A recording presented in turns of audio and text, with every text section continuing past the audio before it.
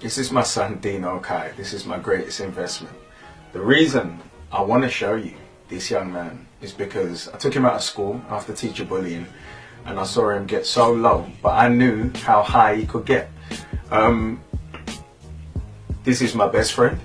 He's not my school friend, although I'm one of his teachers, as is his mum, and he knows that I'm not his school friend. But when you educate your child, you get to know them so well, and you'll see him grow in confidence more than any teacher could give him in school.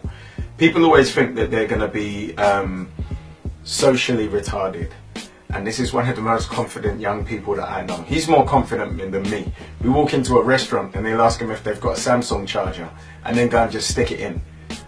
If we're on the street and he wants to use a toilet, he's not one of those young guys who's going to go in the street. He'll walk into a restaurant and say, "Where's your toilet?" and bowl in there and use it.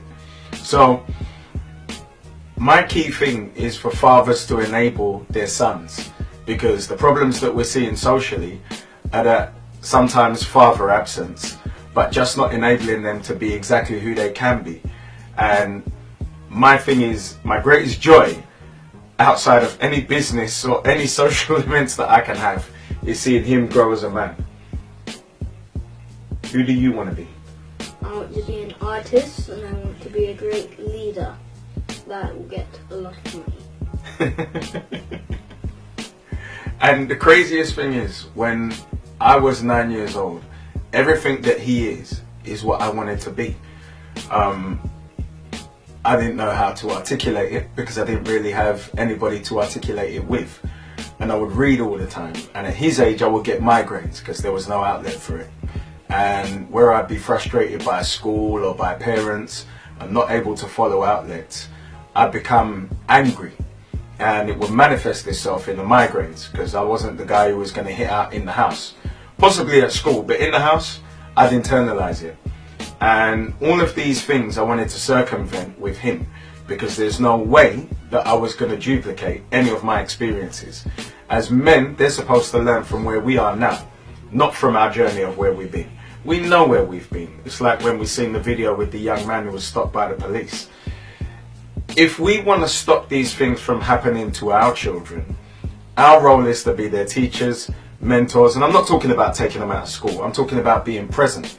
But as a community of men, we're supposed to be present for more than just our sons. There's guys that if you love your son, you can see a son in somebody else's, and you can do for them. You see the questions that they ask, and especially guys who are doing things themselves. And I'm not taking anybody who has a 9-to-5 job out of the equation either. There are young men who will possibly look up to you, and there's a role that you can play within the village, because we haven't. And now you see these organizations like Manhood Academy, ICANN, and Ultra. And Leadership Academy, YWLA. It's a black leadership academy for black young boys to become leaders. Which is where he attends. And they do workshops, and I go there every Saturday. And it's very fun. They have a South London one and North West London one. And they have basically ones all over London. There you go. Leadership Academy.